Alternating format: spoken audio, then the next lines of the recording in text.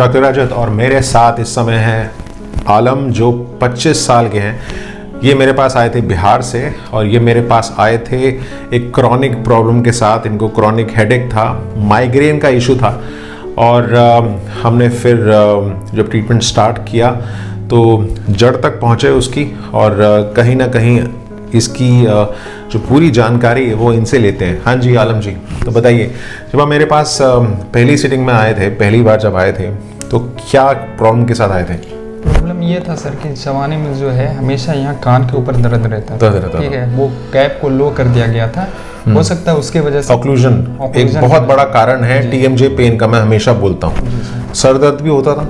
Sir दर्द नहीं होता था, बट खाना चबाने के बाद यहाँ पे दर्द होता था, जिसकी वजह से खाना खाने का मन नहीं करता। थोड़ा सा माइग्रेन का भी इशू था। जी जी। तो अब मुझे ये बताओ कि जब हमने ऑपरेट किया, जब हमने रिसेशन आपका जो ये जो प्रॉब्लम थी ना, ये गम्स की इशू की कारण थी, और ये जो कैप्स आपने लगवाई थी दांत में, वो कितनी बार चेंज कराई थी कैप्स? 8 बार। 8 बार आपने कैप चेंज करवा चुके हैं।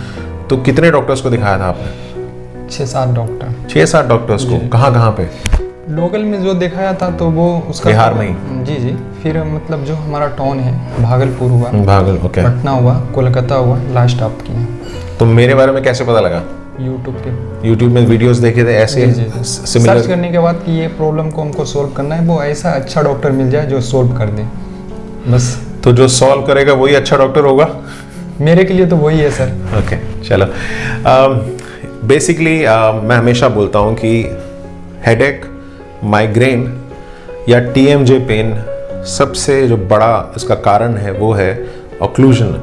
हमारे ऊपर और नीचे के दांतों का अगर ऑक्लूजन सही नहीं है तो पेशेंट्स को क्रॉनिक पेन रहेगा और वो पेन एग्रीवेट हो सकता है। Patient can have neurological disorders, neurological pain, चाहे वो सर्वाइकल का पेन हो, चाहे वो क्रॉनिक सर दर्द हो, सबसे बड़ा कारण है। मैंने हमेशा बोला है, चाहे सिंगल क्राउन हो, चाहे एक फिलिंग हो, अगर वो ठीक से ना की गई हो, उसका अगर ऑक्लूजन सही ना हो तो वो सब प्रॉब्लम हो सकती है। इसलिए बड़ा ध्यान से आपको करना है, बिकॉज ये पेशेंट्स की लाइफ का सवाल है और पेशेंट बहुत परेशान था। कितने सालों से परेशान थे इसके लिए? साल होने वाला, 1 साल होने वाला। 1 साल से बहुत काफ़ी भटका ये। और जब हमने एग्जामिन किया, स्कैन देखा, उसके बाद इसका जो गम्स था वो इन्फ्लेम्ड था। पेरिडोम जो बायोलॉजिकल विड्थ बोलते हैं वो कॉम्प्रोमाइज़ थी। तो उसके बाद हमने रिसेशन को ट्रीट किया पिन होल सर्जरी के साथ। और जब हमने पिन होल सर्जरी की, जब हमने क्यूरेटाज किया पूरा, तो जब हमने सर्जरी की थी तो कितने दिन के बाद यू फेल्ट कि यार मैं ठीक हो रहा हूँ? आज 2 हफ्ते हो चुके हैं। 1 सप्ताह के बाद पूरा नॉर्मल हो गया। पूरा नॉर्मल हो गया था।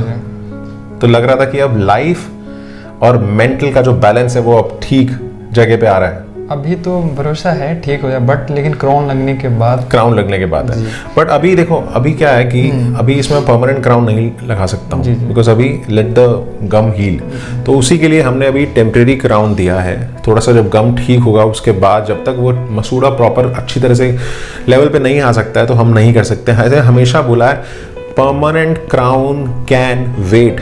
आप हमेशा टेम्परेरी क्राउन दे सकते हैं जब तक मसूड़ा हील नहीं होगा। आप कभी भी कोई भी इनफ्लेम्ड टिश्यू पे क्राउन देंगे तो पेशेंट विल हैव प्रॉब्लम्स। वो क्राउन कभी टिकेगा ही नहीं, हमेशा निकलेगा वो क्राउन।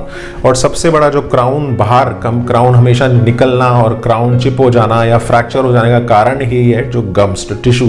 तो टिश्यू एक बहुत बड़ा इशू है जिसको आपको बहुत ध्यान से मेजर करना है, एग्जामिन करना है। ये वीडियो मैं पेशेंट्स के लिए भी बना रहा हूँ और मेरे जो फेलो डेंटिस्ट हैं उनके लिए भी बना रहा हूँ। तो एक छोटी सी चीज़ होती है, अगर आप उसका ध्यान रखेंगे तो कहीं ना कहीं आप पेशेंट्स की लाइफ ट्रांसफॉर्म कर सकते हैं। पेशेंट बड़े भरोसा और बड़ा विश्वास लेके हमारे पास आता है, तो हमारा फ़र्ज़ है कि हम उनकी हेल्प करें और जो भी हमारी नॉलेज है हम उसको अमालगमेट करके पेशेंट्स की लाइफ ट्रांसफॉर्म करें। बिकॉज आफ्टर ऑल हमें पेशेंट्स की लाइफ को ही देखना है। और अगर हमें लगता है कि कोई ऐसा कुछ केसेस है तो आप स्पेशलिस्ट जो पेरियोडोंटिस्ट होता है उसकी हेल्प ले सकते हैं, क्योंकि गम स्पेशलिस्ट होता है। तो हमेशा मैंने हमेशा हर वीडियो में बोला है, जिसका काम उसी को साझे। हमेशा आप एक्सपर्ट से राय ले सकते हैं। मैंने डिफरेंट फील्ड होती है डेंटिस्ट्री की। अगर आपको टूथ सेटिंग अलाइनमेंट करनी है तो उसके लिए प्रोस्थेरोडोंटिस्ट होता है। अगर आपको गम सर्जरी में कोई इशू है उसके लिए पेरियोडोंटिस्ट होता है। अगर आपको सर्जिकल में कोई इशू है तो उसके लिए ओरल सर्जन होता है। तो डायग्नोसिस के लिए रेडियोलॉजिस्ट होता है। तो हर फील्ड में अपने उसका जो स्पेशलिस्ट है उससे आप राय ले सकते हैं, और एक टीम के साथ जब काम करेंगे तो पेशेंट की ज़रूर हेल्प करेंगे। तो पिन होल सर्जरी में बहुत सक्सेसफुल केसेस हमने किए हैं और बहुत लाइफ ट्रांसफॉर्म किया है। रिसेशन के बहुत सारे केसेस किए हैं। अच्छा लगता है कि जब हम जड़ तक पहुंच जाते हैं तो कहीं ना कहीं वो जब पेशेंट्स का जो पेन होता है वो रिलीफ होता है तो अच्छा भी लगता है। तो आलम जी, आई एम हैप्पी कि तुम्हारा जो पेन है ठीक हो गया है और आगे भी ठीक रहेगा। We will make sure that. अभी आपको दूसरी साइड में डिस्कम्फर्ट था वो हमने उसको फिलिंग करके लेजर से कॉन्टूरिंग कर दिया, वो भी ठीक है अब। ठीक है, सिर्फ और सिर्फ अब रेगुलरली मेंटेन रखना है। मैंने हमेशा बोला है, अब मेरे पास हो तुम, दिल्ली में अब तुम नौकरी कर रहे हो तो अच्छा लगा। तो और जो पेशेंट्स है सामने उनको कुछ कहना चाहोगे अपने माध्यम से, बिकॉज आपकी इस प्रॉब्लम के साथ बहुत सारे और आपके भाई और बहन जूझ रहे हैं, तो उनको कुछ कहना चाहेंगे?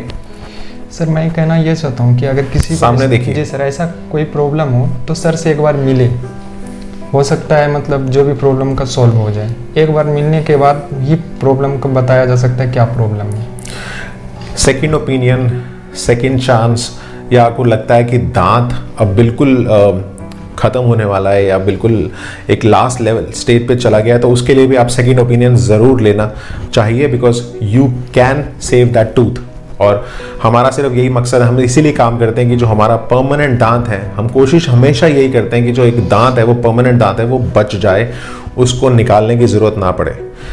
तो इस वीडियो में आपको क्या क्या पॉइंट्स याद रखना है? जो क्राउन है उसको लगाने से पहले हमें गम का जो हेल्थ है उसको मेंटेन रखना है, ऑक्लूजन का ध्यान रखना है, और टिश्यूज़ को हेल्दी होने के बाद ही उस पर कोई भी प्रोसेसेस लगाना है। तो आलम बहुत बहुत शुक्रिया अपना ऑनेस्ट फीडबैक देने के लिए, बिकॉज वो क्योंकि आपके जो वर्ड्स हैं ना वो बहुत पावरफुल है। ठीक है, और अगर कोई भी जानकारी चाहिए और अगर लगता है कि आलम जैसी प्रॉब्लम से आप भी जूझ रहे हैं तो मुझे कांटेक्ट कर सकते हैं, मुझे डीएम कर सकते हैं, और मेरे चैनल को ज़रूर सब्सक्राइब कीजिए और ये वीडियो ज़रूर शेयर कीजिए, बिकॉज हमारा सिर्फ एक ही मकसद है ये वीडियो बनाने का, आप तक पहुंचना, आपको बताना, आपको अवेयर कराना। Thanks a lot.